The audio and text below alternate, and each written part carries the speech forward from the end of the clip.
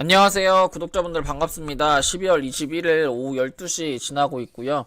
일단 오늘 처음으로 이제 멤버십 영상을 좀 준비를 하는 것 같은데, 일단 여러분들이 이제 실시간 생방송 중에서 가장 많이 물어보셨던 이제 업비트 차트 세팅에 대해서 좀 설명을 해드리려고 오늘 좀 방송을 켰어요. 근데 이제 그 업비트 차트 세팅 같은 경우에 좀 너무 많은 생각하시지 마시고, 제가 일단 가장 많이 보는 보조지표들을 좀 말씀을 드리면, 첫 번째로는 이제 이동평균선이에요. 이동평균선을 가장 많이 보고, 그 다음에는 이제 일목균형표를 보고, 그 다음에는 이제 RSI 스토캐스틱을 좀 많이 보는데, 근데 이제 제가 생각했을 때 사실 여기서 이제 보조지표들을 좀 순위를 매겼을 때는 그냥 이동평균선이랑 그 거래량만 많이 보고, 그 차트의 패턴을 좀 많이 보는 편이거든요. 그래서 여러분들이 제가 이제 세팅은 요렇게 좀 하지만, 사실은 이제 일목균형표랑 RSI 스토캐스틱 정도는 그냥 참고만 보는 편이고, 이제 무게 중심을 좀 둘 때는 이제 그 캔들과 그 다음에 거래량, 그 다음에 이동평균선, 이렇게 세 개만 좀 중점적으로 본다, 이렇게 좀 생각하시면 좋을 것 같습니다. 그렇게 해가지고 일단 이동평균선 제가 세팅하는 거를 좀 말씀을 드리면, 일단 기본적으로 그 지수 이동평균선을 좀 많이 써요. 그러니까 지수 이동평균선이라고 하는 거는 EMA가 되는 거거든요. 그래서 EMA 즉 이제 지수 이동평균선, 이렇게 좀 사용을 하고 있고, 그 다음에 MA 같은 경우에는 단순 이동 평균선이에요. 그래서 지수랑 단순의 차이가 뭐냐라고 이제 물어보시는 분들이 많을 수 있어서 설명을 좀 잠깐 해드리면, 이제 이동 평균선이라고 하는 거는 뭐냐면, 쉽게 말하면 평균 가격이거든요. 그러니까 예를 들어서 5 이동 평균선이면은 그 5일 동안의 평균 가격이에요. 그래서 이제 5일 동안의 평균 가격을 고점과 저점을 더해서 나누기를 한 가격이 이제 이동평균선인데, 지수 이동평균선 같은 경우에는 조금 이제 가중을 두는 거예요. 이게 이제 쉽게 말하면 1번부터 예를 들어서 5위평 계산하는 거는 1 더하기 2 더하기 3 더하기 4 더하기 5 더하기 5위평을 나누기 이제 5를 해서 이동평균선을 계산을 하는 거거든요. 근데 이거는 단순 이동평균선에 대한 계산이고, 지수 이동평균선에 대한 계산 같은 경우에는 5위평을 계산을 해도 이게 5 더하기 2 더하기 3 더하기 4 더하기 5인데, 그 가중치를 두는 거예요. 그러니까 최근의 가격에 더 이제 무게를 둘 수 있게, 예를 들어서 뭐 최근 거에는 뭐 1.1을 곱한다든지, 그 다음 거 그 4일, 그러니까 오늘이 5일이잖아요.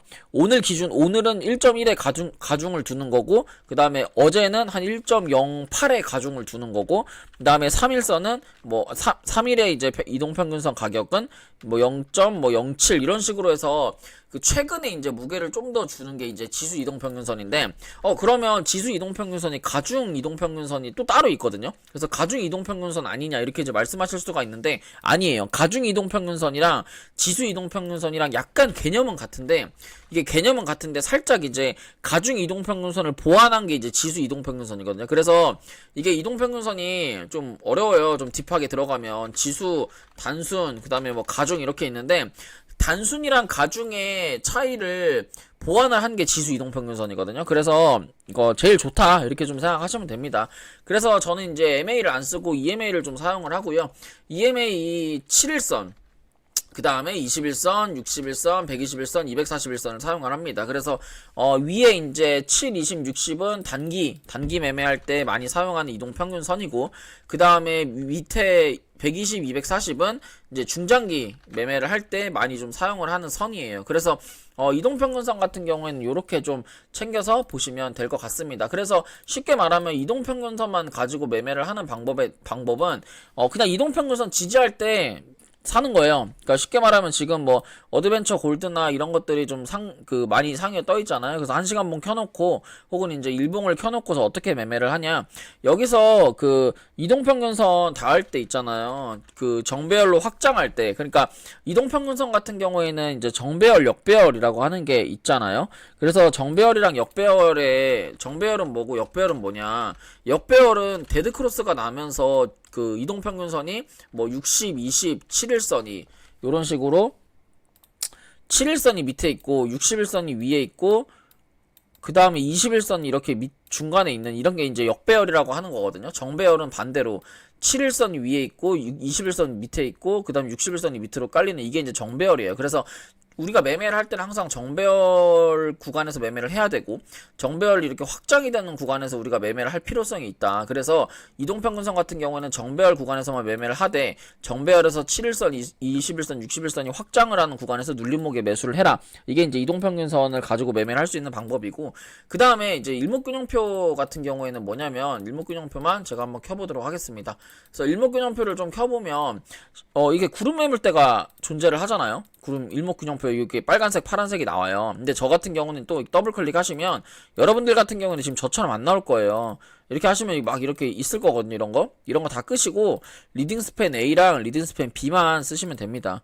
그렇게 해서 매매할 때는 일목균형표 위에 있을 때 매매를 하셔야 돼요. 일목균형표를 돌파했을 때는 강하게 시세를 난다. 그리고 일목균형표가 얇으면 얇을수록 강하게 돌파할 가능성이 높고 일목균형표가 두꺼우면 두꺼울수록 그 시세를 돌파를 해서 슈팅이 나는 것보다는 두꺼운 자리에선 돌파하고 옆으로 횡보를 할 가능성이 높다. 이거를 좀 여러분들이 알고 매매를 하시면 되고요. 일목균형표 같은 경우에는 매매하기가 수월해요. 다른 이제 코인보다도, 그러니까 다른 지표보다도. 그래서 최근에 이제 좀 많이 올랐던 코인이 뭐가 있죠?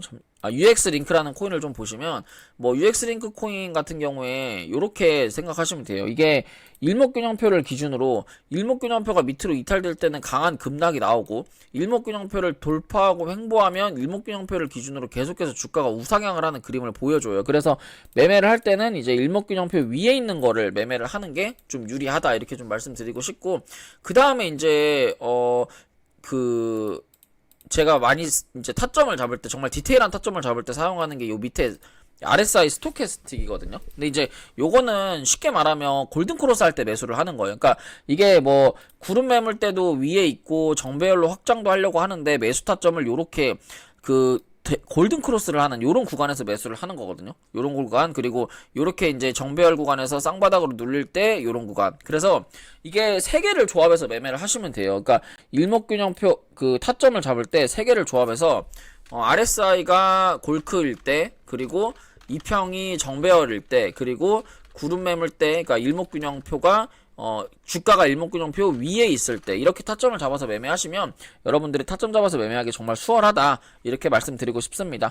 이렇게 해가지고 오늘 처음으로 이제 멤버십 영상을 좀 준비를 해봤는데 멤버십 영상 같은 경우에는 제가 매주 하나씩 이제 강의 그 다음에 여러분들이 타점을 잡을 수 있고 코인을 잘할 수 있는 방법에 대해서 좀 영상을 녹화해가지고 매주 뭐 주말이나 뭐 평일 주중으로 시간을 좀 정해서 이제 매주 하나씩 무조건 업로드를 해드리도록 하겠습니다. 감사합니다.